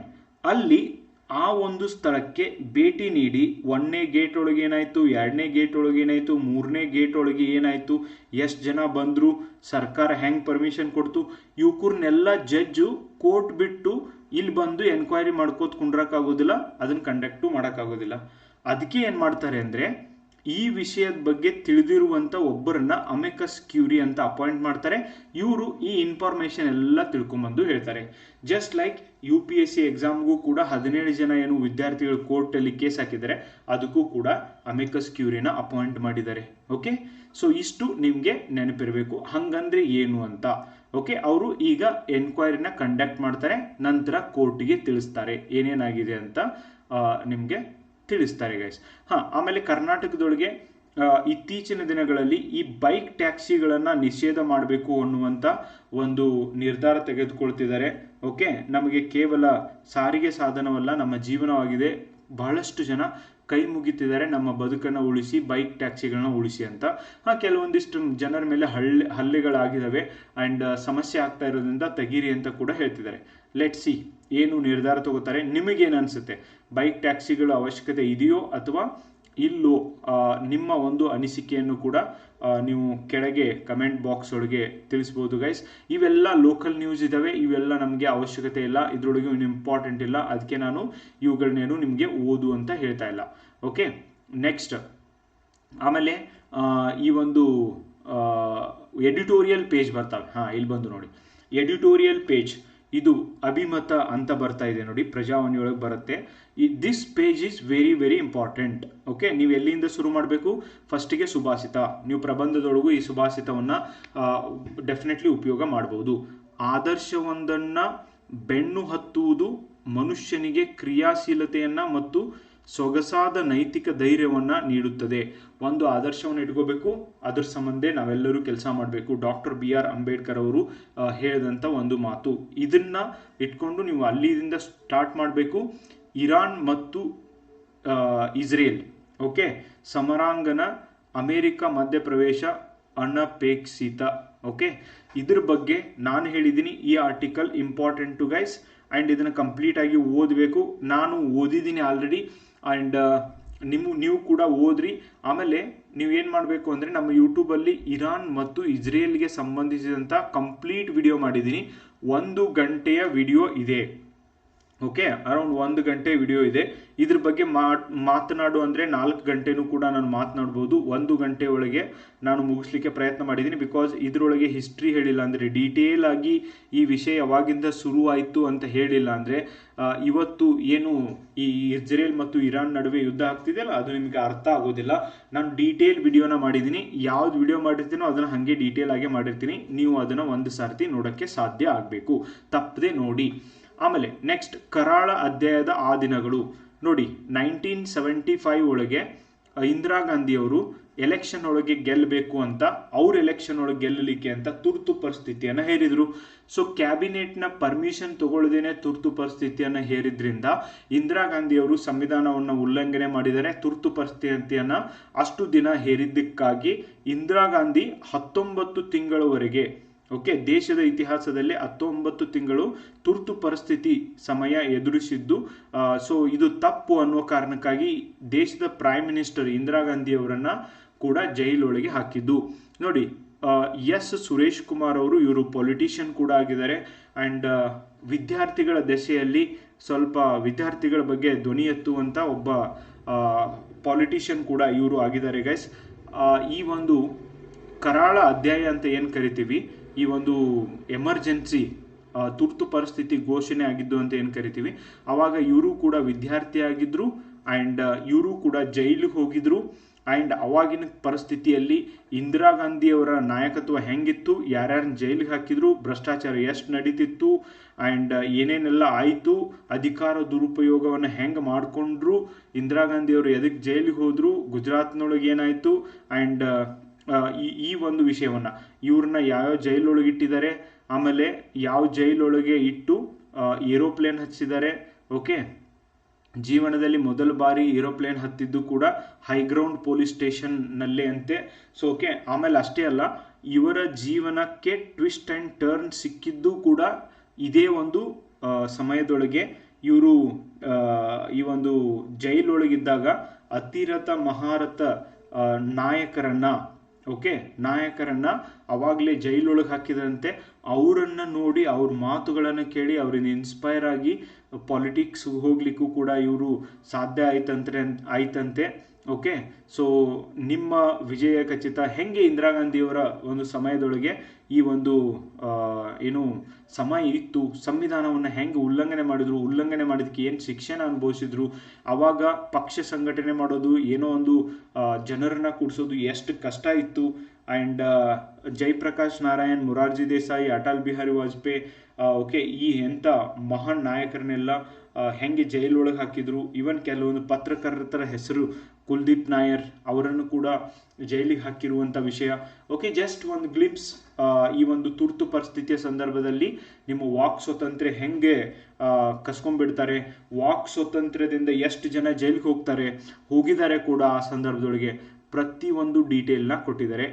This is very good article, ನಿಮಗೆ ಗೊತ್ತಿರಬೇಕು. ಈವನ್ ಸಂವಿಧಾನದೊಳಗೆ ತುರ್ತು ಪರಿಸ್ಥಿತಿ ಆದ ನಂತರ ಏನು ಬದಲಾವಣೆ ತಂದರು, ಈಗ ತುರ್ತು ಪರಿಸ್ಥಿತಿ ಘೋಷಣೆ ಮಾಡಲಿಕ್ಕೆ ಓನ್ಲಿ ಪ್ರಧಾನಮಂತ್ರಿಯವರಿಂದ ಮಾತ್ರ ಅಲ್ಲ, ಅವರು ಕ್ಯಾಬಿನೆಟ್ನ ಅಪ್ರೂವಲ್ ತಗೋಬೇಕು. ಆವಾಗ ರಾತ್ರೋರಾತ್ರಿ ಮಲ್ಕೊಂಡಿರುವಂತಹ ಒಬ್ಬ ಪ್ರೆಸಿಡೆಂಟ್ ಆಫ್ ಇಂಡಿಯಾನ ಕರ್ಕೊಂಡ್ಬಂದು ಅವ್ರ ಕಡೆಯಿಂದ ಪರ್ಮಿಷನ್ ಕೊಡಿಸಿ ಬಲವಂತವಾಗಿ ಇಂದಿರಾ ಗಾಂಧಿಯವರು ಈ ಒಂದು ತುರ್ತು ಪರಿಸ್ಥಿತಿಯನ್ನು ಹೇರಿದ್ದನ್ನು ಇವರು ಡೀಟೇಲ್ ಆಗಿ ಅವರ ಜೀವನದಲ್ಲಿ ಆಗಿರುವಂಥ ಘಟನೆಗಳನ್ನು ಶೇರ್ ಮಾಡಿಕೊಂಡಿದ್ದಾರೆ. 19 ತಿಂಗಳುಗಳ ಕರಾಳ ಭಾರತದ ಅಧ್ಯಾಯದ ಬಗ್ಗೆ ನಿಮಗೆ ಇಷ್ಟು. ಆ ಆರ್ಟಿಕಲ್ ಓದಿದ ಮೇಲೆ 5-6-7 ಪಾಯಿಂಟ್ನ ನೀವು ಹಿಂಗೆ ಬರ್ಕೋಬೇಕು, ಅದು ನಿಮಗೆ ಉಪಯೋಗ ಆಗುತ್ತೆ. ಓಕೆ, ಯುವಜನ ಜನಪ್ರಿಯತೆಯ ವಿಷಗಾಳಿ, important guys, very nice article ಇದು. ಆಧುನಿಕವಾಗಿ ಬಹಳ ಮುಂದುವರಿದಿರುವ ಇಂದಿನ ಸಮಾಜವನ್ನು ಜನಪ್ರಿಯತೆ ವ್ಯಸನ ಬಾಧಿಸುತ್ತಿರುವಂತಿದೆ. ವೆರಿ ಇಂಪಾರ್ಟೆಂಟ್, ಜನಪ್ರಿಯತೆಯ ವ್ಯಸನ ಬಾಧಿಸುತ್ತಿದೆ. ಇವತ್ತು ಜನಪ್ರಿಯ ಆಗಕ್ಕೆ ಏನು ಬೇಕಾದ್ ಮಾಡಕ್ಕೆ ರೆಡಿ ಇದ್ದಾರೆ ಜನ, ಏನು ಬೇಕಾದ ಡ್ರಾಮಾ ಮಾಡಕ್ಕೆ ರೆಡಿ ಇದ್ದಾರೆ, ಏನು ಬೇಕಾದ ನಾಟಕ ಮಾಡಕ್ಕೆ ರೆಡಿ ಇದ್ದಾರೆ, ಏನು ಬೇಕಾದ ಡಾನ್ಸ್ ಮಾಡಕ್ಕೆ ರೆಡಿ ಇದ್ದಾರೆ. ಸೊ ತಮ್ಮ ಬಟ್ಟೆನ ಅರ್ಧ ಹಾಕ್ಕೊಂಡು ಡಾನ್ಸ್ ಮಾಡಕ್ಕೆ ರೆಡಿ ಇದ್ದಾರೆ, ಬಟ್ಟೆನ ಕಳೆದು ಡಾನ್ಸ್ ಮಾಡಕ್ಕೆ ರೆಡಿ ಇದ್ದಾರೆ. ಒಟ್ಟಿನಲ್ಲಿ ಅವ್ರ ಹೆಸರು ಬರಬೇಕು, ಅವರಿಗೆ ಭಾಳಷ್ಟು ಜನ ನೋಡಬೇಕು, ದುಡ್ಡು ಬರಬೇಕು. ಓಕೆ, ಇವತ್ತು ದುಡಿದು ಬದುಕಬೇಕು, ದುಡಿದು ತಿನ್ನಬೇಕು ಅನ್ನುವಂಥ ಶ್ರಮಿಕ ಜನರ ಜನಸಂಖ್ಯೆ ಕಡಿಮೆ ಆಗ್ತಾ ಇದೆ. ಕುಂತಲ್ಲೇ ಆರಾಮಾಗಿ ದುಡ್ಡು ಗಳಿಸುವವರ ಸಂಖ್ಯೆ ಹೆಚ್ಚಾಗಿದೆ. ಅದಕ್ಕೆ ಅಪಾರ್ಚುನಿಟಿಯೂ ಕೂಡ ಇದಾವ, ಆದರೆ ಸೈಬರ್ ಫ್ರಾಡ್ಗಳಿಗೆ ತುತ್ತಾಗಬೇಡ್ರಿ ಗೈಸ್. ಓಕೆ, ಈ ದುಸ್ಥಿತಿ ಮನುಷ್ಯನ ಜೀವನವನ್ನು ಬಹಳಷ್ಟು ಸುಲಭ ಮಾಡಕ್ಕೆ ಹೋಗಿ ಮನುಷ್ಯರನ್ನ ಹಾಳು ಮಾಡ್ತಾ ಇದೆ. ಎಷ್ಟು ಈಸಿಯಾಗಿ ಸೆಲೆಬ್ರಿಟಿಗಳು ಒಂದು ಅಡ್ವರ್ಟೈಸ್ಮೆಂಟ್ ಮಾಡ್ತಾರೆ, ರಮ್ಮಿ ಸರ್ಕಲ್ ಮತ್ತು ಮ್ಯಾಲೆ ಹೇಳ್ತಾರೆ ಇದು ನಿಮಗೆ ಚಟವಾಗಿ ಪರಿಣಮಿಸಬಹುದು, ಹುಷಾರಾಗಿ ಆಡಿ ಅಂತ. ಹಂಗಂದ್ರೆ ಅದನ್ನ ಯಾಕೆ ಹೇಳಬೇಕು? ಓಕೆ, ಸೊ ಜನಪ್ರಿಯತೆ ಎತ್ತರಕ್ಕೇರುವ ವಿಜೃಂಭಣೆಯ ನಶೆಯಿಂದ ಎಂತಿಂಥ ತಪ್ಪುಗಳನ್ನು ಇವತ್ತಿನ ಯುವಜನತೆ ಮಾಡಿ ಕೂಡ್ತಿದ್ದಾರೆ ಅಂದರೆ, ಓಕೆ, ಸಿನಿಮಾ ಜನಪ್ರಿಯತೆ ಇವತ್ತು ಕಳೆಗೊಂಡಿದೆ, ಅದರ ಜಾಗವನ್ನು ಕ್ರಿಕೆಟ್ ಆಕ್ರಮಿಸಿಕೊಂಡಿದೆ. ಸೊ ನೋಡ್ರು ಗೈಸ್, ತಮ್ಮ ಜೀವನಕ್ಕಿಂತನೂ ಯಾವುದೋ ಒಬ್ಬ ಹೀರೋ, ಯಾವುದೋ ಒಂದು ಟೀಮ್ ಕ್ರಿಕೆಟ್ ಗೆಲ್ಲೋದು, ಏನೋ ಮಾಡೋದು ಅಂತ ತಿಳಿತಾರೆ ಅಂದರೆ, ಸೊ ಐ ಥಿಂಕ್ ಮನಸ್ಥಿತಿ ಯಾವ ರೇಂಜಿಗೆ ಬದಲಾಗ್ತಾ ಇದೆ. ಉತ್ತಮ ಸಮಾಜ ನಿರ್ಮಾಣಕ್ಕಾಗಿ ಯುವಜನರು ಸರಿಯಾದ ದಾರಿಯಲ್ಲಿ ನಡಿಬೇಕಾಗಿದೆ, ಆದರೆ ಯುವಜನರು ಇವತ್ತು ತಪ್ಪು ದಾರಿಯಲ್ಲಿ ನಡೀತಿದ್ದಾರೆ. Okay, so ತಾಳ್ಮೆಯನ್ನು ಕಳ್ಕೊಂಡಿದ್ದಾರೆ. ಅದಕ್ಕೆ ಮೂಲ ಕಾರಣವೇ ನಮ್ಮ ಮೊಬೈಲ್. ಆಟದ ಗೆಲುವಿನಲ್ಲಿ ಒಂದಷ್ಟು ಜನರು ಸಾವಿಗೀಡಾದರೂ ಕೂಡ ಆ ದುರಂತ ಸಂಕೇತವಷ್ಟೇ ಆಗಿ ಉಳಿದಿದೆ. ಯಾರು ಇವತ್ತು RCB ಫ್ಯಾನ್ಸ್ ಅಷ್ಟು ಜನ ಸತ್ರು, ಯಾರಿಗೆ ನೆನಪಿದೆ guys? And it's so bad. Okay, ಜೀವನದ ಪಯಣವನ್ನು ಯಾವ ದಾರಿಯಲ್ಲಿ ನಡೆಸಬೇಕು, ಹೇಗೆ ಸಾರ್ಥಕತೆಯನ್ನು ಪಡೆಯಬೇಕು ಎನ್ನುವ ಬಗ್ಗೆ ಯೋಚಿಸಲು ಇದು ಸಹಕಾಲವಾಗಿದೆ. ನಡೆನುಡಿಯಿಂದ ನಮ್ಮನ್ನು ತಿದ್ದಬಲ್ಲರು ತೀರಾ ವಿರಳ. ಓಕೆ, ಯಾರು ತಿದ್ದುತ್ತಾರೆ, ಯಾರು ಬೈದು ಹೇಳ್ತಾರೆ, ಯಾರು ಒಳ್ಳೇದನ್ನೇ ಹೇಳ್ತಾರೆ, ಅವಾಗ ಉಳ್ಕಿದವ್ರಿಗೆ ನಿದ್ದೆ ಬರ್ತದೆ. ಹಾಳಾಗಿರ್ಲೇ, ಮೇಲಿಂದ ಮಾಡಿರ್ಲೇ, ಇಷ್ಟೇ ಓದಿರ್ಲೇ, ಹಿಂಗೆ ಇರಲೇ ಅಂತ ಹೇಳೋರು ಈಗ ಭಾಳ ಜನಕ್ಕೆ ಇಷ್ಟ ಆಗ್ತದೆ. ಅದಕ್ಕೇನೆ okay, that's how things are going on. Okay, next DNA. Next ಈ ಒಂದು ಆಳ ಮತ್ತು ಅಗಲ ಅಂತ ಏನು ಪೇಜ್ ಬರುತ್ತೆ, this is important guys. DNA ಪರೀಕ್ಷೆ ಎಂಬ ಪತ್ತೇದಾರಿ. ರೀಸೆಂಟ್ಲಿ ನಿಮ್ಗೆ ಗೊತ್ತಿದ್ದಂಗೆ ಅಹಮದಾಬಾದ್ ಪ್ಲೇನ್ ಕ್ರ್ಯಾಶ್ ಆದಲ್ಲಿ ಯಾರ ಒಂದು ಡೆಡ್ ಬಾಡಿ ಯಾರಿಗೆ ಸಂಬಂಧಿಸಿದ್ದು ಅಂತ ಗೊತ್ತಾಗ್ತಾ ಇರೋದೆ. ಸೊ ಅಲ್ಲಿನ DNA ಟೆಸ್ಟ್ ಮಾಡಿದ ಮೇಲೆ, ಸೊ ವಿಜಯ್ ರೂಪಾನಿ, ಗುಜರಾತ್ನ ಫಾರ್ಮರ್ CM ಏನಿದ್ರು ಅವ್ರದ್ದು ಕೂಡ ಡೆತ್ ಗೊತ್ತಾಗಿದ್ದು DNA ಪರೀಕ್ಷೆಯಿಂದಾನೆ ಅಂತ ಡೈಲಿ ನ್ಯೂಸ್ ಪೇಪರ್ ಒಳಗೆ ಏನು ಬರ್ತಾ ಇದೆಯೋ. DNA ಅಂದ್ರೆ ಏನು? ಡಿಆಕ್ಸಿ ರೋಬೋ ನ್ಯೂಕ್ಲಿಯಿಕ್ ಆಸಿಡ್ ಎಂಬುದು ಸಂಕ್ಷಿಪ್ತ ರೂಪವಾಗಿದೆ. ಇದನ್ನೇ ಕ್ವಶನ್ ಕೇಳ್ಯಾರ. DNA ಫುಲ್ ಫಾರ್ಮ್ ಏನು ಅಂತ ಕೂಡ ಕ್ವಶನ್ ಕೇಳಿದ್ದಾರೆ. ಜೀವಗಳ ವರ್ಣತಂತುಗಳಲ್ಲಿರುವ ಅತ್ಯಂತ ಸಂಕೀರ್ಣವಾದಂಥ ಆನುವಂಶಿಕ ರಾಸಾಯನಿಕ ಗುಣಲಕ್ಷಣಗಳನ್ನು ಹೊಂದಿರುವ ಅಣು ಇದು. ಓಕೆ, ವಂಶಾವಳಿ ತಿಳಿಯುವಂಥದ್ದು. ವಿಮಾನ ದುರಂತದಲ್ಲಿ DNA ಪರೀಕ್ಷೆ ಹೆಂಗೆ ಟೆಸ್ಟ್ ಮಾಡಿದ್ರು, ಆಮೇಲೆ DNA ಪರೀಕ್ಷೆಗೆ ಏನೇನು ಉಪಯೋಗ ಮಾಡ್ತಾರೆ, ರಕ್ತ, ವೀರ್ಯ, ಎಂಜಲು, ಮಲ, ಮೂತ್ರ, ಓಕೆ, ಕೂದಲು, ಹಲ್ಲು, ಮೂಳೆ, blah blah blah. Okay, so ಹಿಂಗೆ ಕನ್ನಡಕ ಏನೇನೆಲ್ಲ ಇದರೊಳಗೆ ಸೇರಿರ್ತವೆ ಅನ್ನೋದನ್ನು ಕೂಡ ಡೀಟೇಲ್ ಆಗಿ ಕೊಟ್ಟಿದ್ದಾರೆ. ನಿಮಗೆ ಸೈನ್ಸಲ್ಲಿ ಇದು ಉಪಯೋಗಕ್ಕೆ ಬರುತ್ತೆ. ಓಕೆ, DNA ಪರೀಕ್ಷೆ ಅಂದರೆ ಏನು, ಹೆಂಗೆ ಮಾಡ್ತಾರೆ, ಒಂದು ಬಾರಿ ಯಾರಿಗೆ ಬಿಲ್ಕುಲ್ ಗೊತ್ತಿಲ್ಲ ಅಂಥವ್ರು ಒಂದು ಬಾರಿ ಓದ್ರಿ. ಅಹಮದಾಬಾದ್ ವಿಮಾನ ದುರಂತ ನಿಮ್ಗೆ ಗೊತ್ತೇ ಇದೆ. That was very very bad tragedy. Okay, ಹಿರಿಯ ಸಿಬ್ಬಂದಿ ವಿರುದ್ಧ ಜಾತಿ ನಿಂದನೆ ಆರೋಪ. ಸೊ ಇಂಡಿಯಾದೊಳಗೆ ಎಂದು ಹೋಗುತ್ತೋ ಈ ಜಾತಿ ವ್ಯವಸ್ಥೆ, ಯಾವಾಗ ನಿಂದನೆ ನಿಲ್ತಾವೋ ನಮ್ಗೆ ಗೊತ್ತಿಲ್ಲ guys. Let's see. Okay, let's fight for that. ಅಸಾಧ್ಯವಾದುದು ಯಾವುದೂ ಇಲ್ಲ. ಒಬ್ಬ ಗುರು ಮತ್ತು ಶಿಷ್ಯನ ನಡುವೆ ಆದಂಥ ಒಂದು ಕನ್ವರ್ಜೇಷನ್ ಅನ್ನ ಇಲ್ಲಿ ಕೊಟ್ಟಿದ್ದಾರೆ. ತುಂಬಾ ಚೆನ್ನಾಗಿದೆ, ನೀವು ಕೂಡ ಓದ್ರಿ. ಅಸಾಧ್ಯ ಅಂದು ಏನ್ ಬೇಕಾದಿದ್ರು ಅದ್ರ ಕುಂಡಿರ್ಬೇಡ್ರಿ. ಅಸಾಧ್ಯವಾದದನ್ನ ಸಾಧಿಸ್ಲಿಕ್ಕೆ ನಿಮ್ಮ ಹತ್ರ ಛಲ ಇತ್ತು ಅಂದ್ರೆ, ನಿಮ್ಮ ಹತ್ರ ಅಂತ ಮನೋಭಾವ ಇತ್ತು ಅಂದ್ರೆ ನೀವು ಕೂಡ ಏನ್ ಬೇಕಾದ್ರೂ ಸಾಧನೆ ಮಾಡಬಹುದು ಅನ್ನೋದಕ್ಕೆ ಒಂದು ಉದಾಹರಣೆಯನ್ನು ಕೂಡ ಅವರು ಕೊಟ್ಟು ಹೇಳಿದ್ದಾರೆ. ಸೊ ಅದಕ್ಕೆ ನೀವೇನು ಮಾಡ್ರಿ, ಒಂದು ಸರ್ತಿ ಈ ಒಂದು ಸ್ಟೋರಿನ ಓದ್ರಿ. ನಮ್ಮ ಟೆಲಿಗ್ರಾಮ್ ಗ್ರೂಪ್ ಒಳಗೂ ಹಾಕಿದೆ, ಇವತ್ತಿನ ಪೇಪರ್ ಒಳಗೂ ಬಂದಿದೆ. ಎಲ್ಲ ನೋಡಿ, ಎಡಿಟೋರಿಯಲ್ ಪೇಜ್ ಎಲ್ಲ ಕಡೆ ಸೇಮ್ ಇರ್ತದೆ. ಓಕೆ, ಸೊ ಹಂಗಾಗಿ ಒಂದು ಸರ್ತಿ ಓದಕ್ಕೆ ನಿಮಗೆ ಸಾಧ್ಯ ಆಗಬೇಕು. ಇರಾನ್ ಇಜ್ರೇಲ್ ಸಂಘರ್ಷ ತೀವ್ರ. ಇದ್ರ ಮೇಲೆ ನಾನು ಕಂಪ್ಲೀಟ್ ವಿಡಿಯೋನೇ ಮಾಡಿದ್ದೀನಿ ಅಂತ ಹೇಳಿದ್ದೀನಿ, ನೀವು ಅದನ್ನ ನೋಡ್ರಿ. ಇದ್ರೊಳಗಿನ ಎಲ್ಲ ಪಾಯಿಂಟ್ಸ್ನು ಇನ್ಕ್ಲೂಡ್ ಮಾಡಿದ್ದೀನಿ. ಇರಾನ್ನಲ್ಲಿ 400 ಜನ ಸತ್ತರೆ ಸಾವಾದ್ರೆ ಗಾಯಾಳುಗಳು 3000 ಜನ ಆಗಿದ್ದಾರೆ. ಸೊ ಹೆಂಗೆಲ್ಲ ಎಲ್ಲೆಲ್ಲೆಲ್ಲ ನಡೀತಾ ಇದೆ, ಸ್ಟ್ರೇಟ್ ಆಫ್ ಹಾರ್ಮುಜ್ ಒಳಗೆ ಏನು ನಡೀತಾ ಇದೆ. ಓಕೆ, ಸೊ ಅದನ್ನ ಯಾಕೆ ಬಂದ್ ಮಾಡಿದ್ದಾರೆ, ಬಂದ್ ಮಾಡಿದ್ರ ಮೇಲೆ ಇಫೆಕ್ಟ್ ಏನಾಗುತ್ತೆ, ಜಲಸಂಧಿ, ಕಚ್ಚಾ ತೈಲ ಹೆಂಗೆ ಸಮಸ್ಯೆ ಆಗುತ್ತೆ, ಡೊನಾಲ್ಡ್ ಟ್ರಂಪ್ ಯಾಕೆ ಇದರೊಳಗೆ ಇಂಟರ್ಫಿಯರ್ ಆಗ್ತಿದ್ದಾರೆ ಅನ್ನೋದನ್ನ ಕೂಡ ನಾನು ಡೀಟೇಲ್ ಆಗಿ ಹೇಳಿದ್ದೀನಿ ಗೈಸ್. ದಾಳಿ ತೀವ್ರತೆ ಇನ್ನೂ ಎಲ್ಲಿಗೆ ಹೋಗ್ಬೋದು ಅನ್ನೋದನ್ನು ಕೂಡ ನಾನು ಹೇಳಿದ್ದೀನಿ. ಸೊ ಅದನ್ನು ಒಂದು ಸರ್ತಿ ಓದ್ರಿ. ಕತಾರ್ ವಾಯು ಪ್ರದೇಶ ಬಂದ್. ಓಕೆ, ವಿಮಾನ ಸಂಚಾರ ಕೂಡ ಸ್ಥಗಿತವಾಗಿದೆ. ಮೋರ್ ದೆನ್ 100 ಫ್ಲೈಟ್ಸ್ ಏನಾಗಿದೆ. ಈಗ ಇರಾನ್ ಕತಾರ್ನಲ್ಲಿರುವಂಥ ಅಮೆರಿಕ ಬೇಸ್ ಮೇಲೆ ದಾಳಿಯನ್ನು ನಡೆಸಿದೆ. ಓಕೆ, ಸೊ ನೆಕ್ಸ್ಟ್ ಅದ್ರ ಬಗ್ಗೆ ಇದೆ, ನಾನು ಮಾಡಿದ್ದೀನಿ ಆಲ್ರೆಡಿ ವಿಡಿಯೋ, ನೋಡ್ರಿ. ನೀರು ಬಿಡದಿದ್ದರೆ ಭಾರತದ ಜೊತೆಗೆ ಯುದ್ಧ. ಎನಿವೆ, ಈ ಬಿಲ್ವಾಲಾ ಭುಟ್ಟೋ, ಓಕೆ, ಸೊ ಇವರು ಯಾರಂದ್ರೆ ಬೆನಜೀರ್ ಭುಟ್ಟೋ ಅಂತ ಪಾಕಿಸ್ತಾನದ ಮೊದಲ ಮಹಿಳಾ ಪ್ರಧಾನಿ ಇದ್ರು, ಅವರ ಮಗ ಆಗಿದ್ದಾರೆ. ಎನಿವೆ, ಸಿಂಧೂ ಜಲ ಒಪ್ಪಂದ ಇದರಿಂದ ಏನೂ ಆಗೋದಿಲ್ಲ guys. Anyway, you can avoid it. But ಏನು ಎದ್ರ ಸಂಬಂಧ ಹೇಳಿದ್ದಾರೆ ಅಂತ ನಿಮಗೆ ಗೊತ್ತಿರಬೇಕು. ನೋಡಿ, ಇವತ್ತು ಪಶ್ಚಿಮ ಏಷ್ಯಾ ಬಿಕ್ಕಟ್ಟು ಏನಿದೆ, ಈ ಒಂದು ಅರಬ್ ದೇಶಗಳಲ್ಲಿ ಬಿಕ್ಕಟ್ಟು ಎದುರಾಗಿದೆ. ಇದರಿಂದ ಷೇರು ಸೂಚ್ಯಂಕಗಳಲ್ಲಿ ಇಳಿಕೆಯನ್ನು ಕಾಣ್ತಾ ಇದೆ. ನೀವು ಭಾರತದ ಮೇಲೆ, ಜಗತ್ತಿನ ಆರ್ಥಿಕತೆಯ ಮೇಲೆ ಯುದ್ಧಗಳಿಂದ ಆಗುವ ಪರಿಣಾಮಗಳು ಅಂದಾಗ ಈವನ್ ಷೇರು ಮಾರುಕಟ್ಟೆಯಲ್ಲಿ ಕುಸಿತ ಅನ್ನೋದನ್ನು ಕೂಡ ಬರಿಬಹುದು. ಓಕೆ, ಜಾಗತಿಕ ಮಾರುಕಟ್ಟೆಯಲ್ಲಿ ಕಚ್ಚಾ ತೈಲ ಬೆಲೆ ಏರಿಕೆ ಆಗ್ತಾ ಇರೋದು, IT ತಂತ್ರಜ್ಞಾನ ಮತ್ತು ಆಟೋಮೊಬೈಲ್ ಷೇರುಗಳು ಮಾರಾಟದ ಒತ್ತಡಕ್ಕೆ ಸಿಲುಕಿದ ಕಾರಣ ಸೂಚ್ಯಾಂಕದಲ್ಲಿ ಇವು ಷೇರುಗಳ ಬೆಲೆ ಇಳಿಕೆಯಾಗುತ್ತಿದೆ. ರೂಪಾಯಿ ಮೌಲ್ಯ ಕೂಡ ಇಳಿಕೆಯಾಗುತ್ತಿದೆ. ನೋಡಿ, ಓಕೆ, ಇವ್ಕೂರ್ನೆಲ್ಲ ಹೇಳಿನೋ ಗೈಸ್, ನಾನು ಎಸ್ಸೇ ಮಾಡಿಲ್ಲ, ಅದ್ರೊಳಗೆ ಕಂಪ್ಲೀಟ್ ಹೇಳಿನಿ. ನಿಮಗೆ ಪ್ರಾಬ್ಲಮ್ ಏನು ಅಂದರೆ, ಯಾರು ಡೀಟೇಲ್ ಆಗಿ ಹೇಳ್ತಾರ ಅವ್ರು ಬೇಡ, ನಿಮಗೆ ಒಟ್ಟ ಬಣ್ಣ ಹಚ್ಚಿ ಮ್ಯಾಗ್ಮ್ಯಾಗಿಂದ ಯಾರು ಹೇಳ್ತಾರೆ ಒಂದು 5 ನಿಮಿಷದೊಳಗೆ ಮುಗಿಸ್ತಾರೆ, ಅದನ್ನು ನಿಮಗೆ ಬೇಕಾಗುತ್ತೆ. ಹಂಗೆ ಮಾಡೋಕ್ಕಾಗೋದಿಲ್ಲ. ಇಂಥ ವಿಷಯಗಳನ್ನ ನಿಮಗೆ ಬ್ಯಾಕ್ಗ್ರೌಂಡ್ ಇಲ್ಲರೆ ಏನು ಗೊತ್ತಾಗುತ್ತೆ. ಸೊ ನಾನು ಹೇಳಿಲ್ಲ, ಇದು ಈಗಿಂದಲ್ಲ, 75 ವರ್ಷಗಳ ಹಿಂದಿನ ಒಂದು ಸಂಘರ್ಷ. ಅದನ್ನು ಈಗ ಇವರು ಮುಂದುವರಿಸ್ತಾ ಇರ್ತಾರೆ ಅಷ್ಟೇ. ಇದಕ್ಕೆ ಎಂಡ್ ಅನ್ನೋದೇ ಇಲ್ಲ. Because it's like ongoing ಪ್ರೊಸೆಸ್ಸೇ, ಇದು ಮುಗಿಯುವಂಥದ್ದು ಇತ್ತೀಚೆಗೆ ದಿನಗಳಲ್ಲೂ ಕೂಡ ಇಲ್ಲ ಗೈಸ್.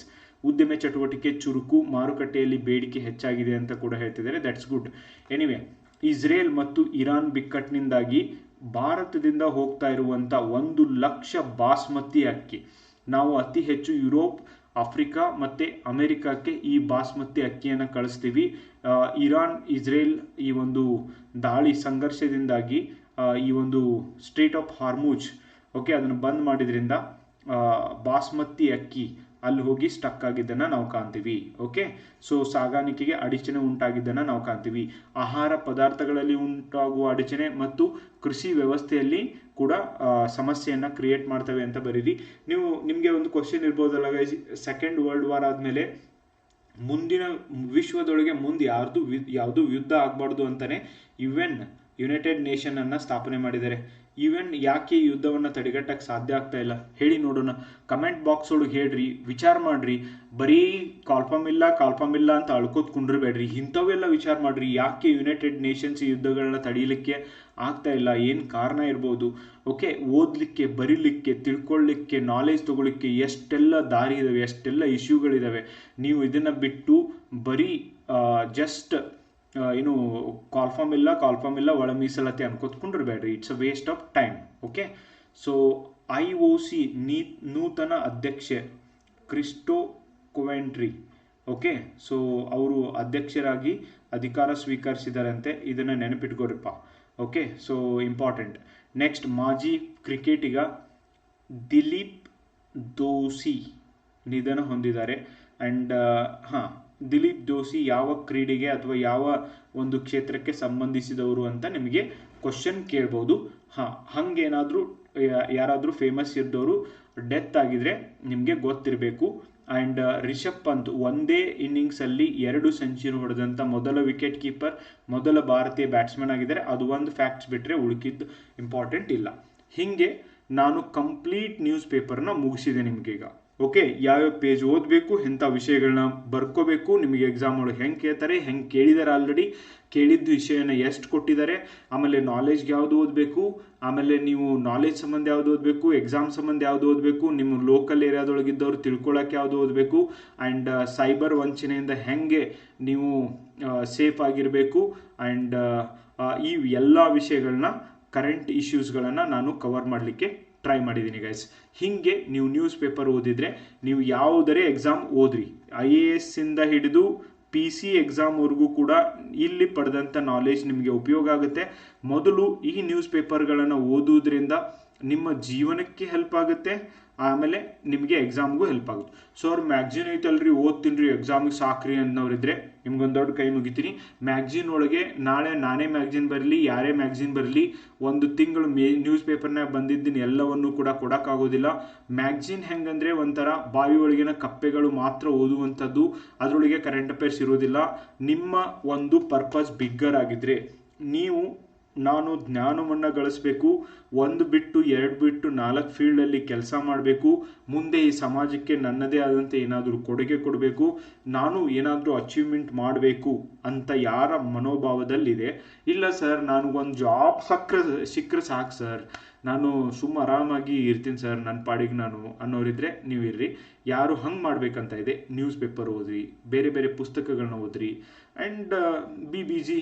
ಓಕೆ, 6 ತಿಂಗಳು 3 ತಿಂಗಳೊಳಗೆ ಕಾಲ್ಫಾರ್ಮ್ ಮಾಡ್ತಾರೆ, ಎಲ್ಲಿ ಹೋಗುತ್ತೆ. ಆದರೆ ಅದನ್ನೇ ತಲೆ ಒಳಗೆ ಇಟ್ಕೊಂಡು ಸುಮ್ಮನೆ ಟೈಮ್ ವೇಸ್ಟ್ ಮಾಡೋದು ದೊಡ್ಡ ವೇಸ್ಟ್ ಅಂತ ನನಗನ್ಸುತ್ತೆ. ಆಮೇಲೆ ಯಾರ್ಯಾರು ಧಾರವಾಡದೊಳಗಿದ್ದೀರಿ, ಯಾರ್ಯಾರು PSI ಎಕ್ಸಾಮ್ಗೆ ಪ್ರಿಪರೇಷನ್ ಮಾಡ್ತಿದ್ದೀರಿ, ನೀವು PSI ಪೇಪರ್ 1 ಎಕ್ಸಾಮ್ಗಾಗಿ ಒಂದು ನಮ್ಮ ಕೋರ್ಸ್ಗೆ ಜಾಯ್ನ್ ಆಗ್ಬೋದು ಗೈಸ್. ಧಾರವಾಡದೊಳಗೆ next batch, okay, next 6th batch, PSI 6th batch ಪ್ರಾರಂಭ ಆಗೋದು ಜುಲೈ 10ರಿಂದ ಪ್ರಾರಂಭ ಆಗ್ತಾ ಇದೆ.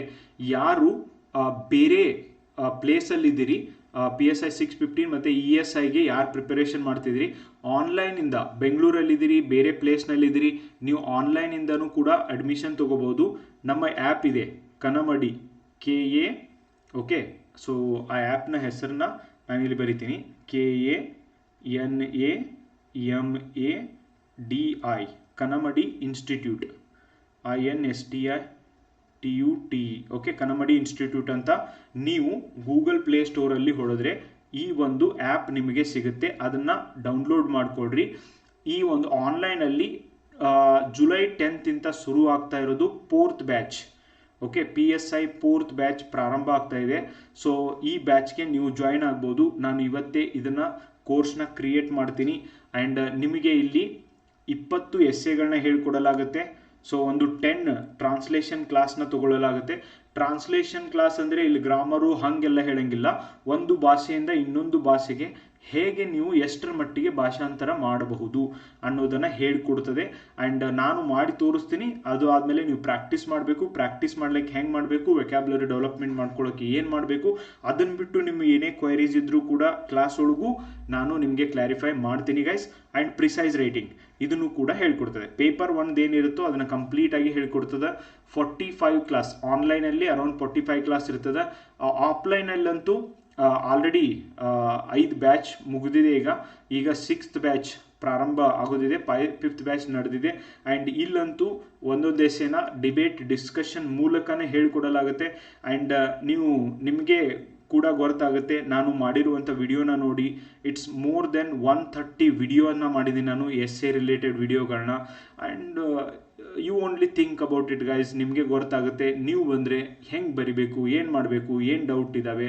ಸೊ ಅವಕ್ಕನ್ನೆಲ್ಲ ನಾನು ನಿಮಗೆ ಡೀಟೇಲ್ ಆಗಿ ಹೇಳ್ಕೊಡ್ತೀನಿ.